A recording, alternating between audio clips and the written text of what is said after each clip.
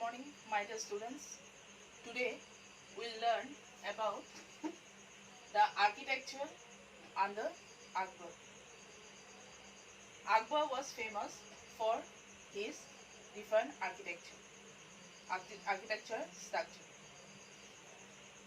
Under Akbar, he had built a famous city, a new capital city near Agra, and the name of the new capital city of Agra was Fatehpur Sikri.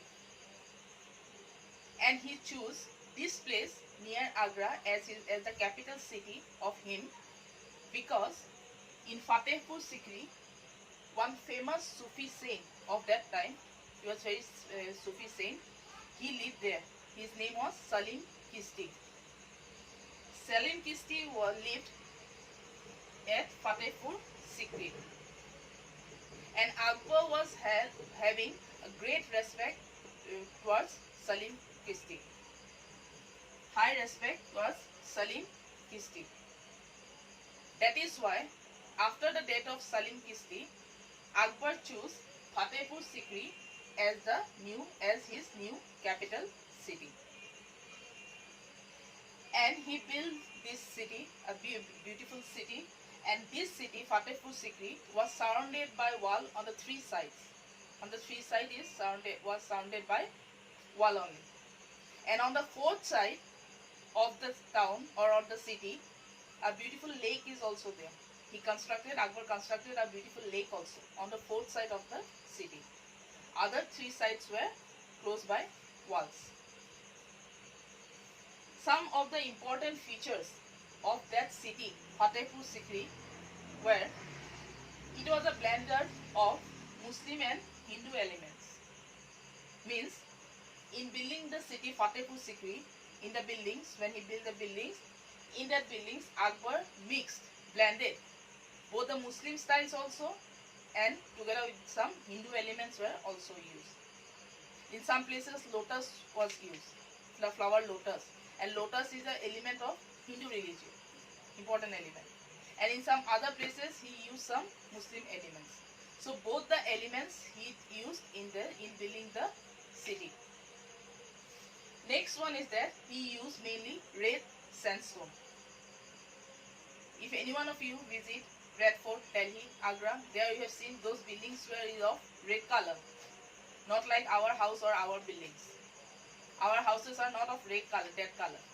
But if any one of you already visited Red Fort, or if you will visit Red Fort in future, then you'll see that Red Fort is made up of red color, means bricks.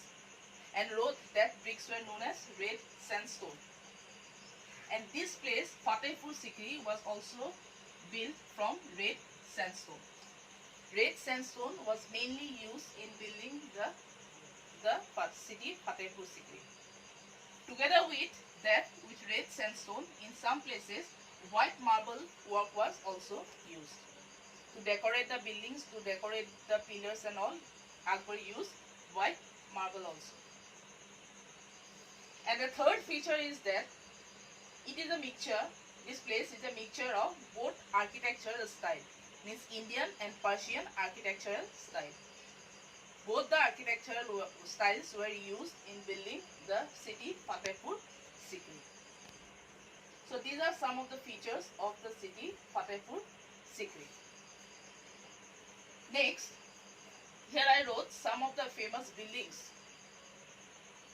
And these buildings, all of these buildings were in the place Fatehpur Sikri, in that city only.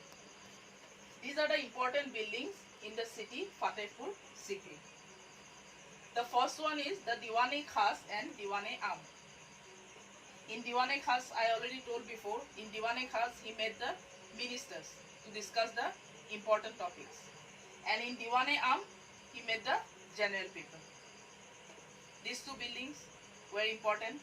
Then another one is Panch Mahal, then Jodhabai's palace, then Jama Masjid, then after that Buland Darwaja, then tomb of Sheikh Salim. These are the important buildings in Fatehpur Sikri. And this Buland Darwaja was built to commemorate the the victory of Akbar over Gujarat. You already get that in 1572, Akbar conquered Gujarat. So as to celebrate the conquering of Gujarat, to celebrate that the conquer of Gujarat, Akbar built Buland Darwaza. And Buland Darwaza is the highest gateway of India. It is the highest gateway of India and one of the biggest of the world, Buland Darwaza. Together with that, the tomb of Salim Chishti. Tomb of Salim Chishti was also very beautifully made. This tomb is also there in Fatehpur Sikri. In making the tomb, he used white marble plus some beautiful pearls work were also there in the tomb. And apart from this architecture, Akbar also built Humayun's tomb very beautifully. Humayun's tomb means his own father's tomb. And his Humayun's tomb was built in a raised platform. Not flat, he raised in a raised platform. He made a platform which is a little bit raised from the flat area. And there he built the tomb of his father Humayun. And that one is also one of the important architectural work of Akbar. So my dear students, this is about the architecture of Akbar. Thank you.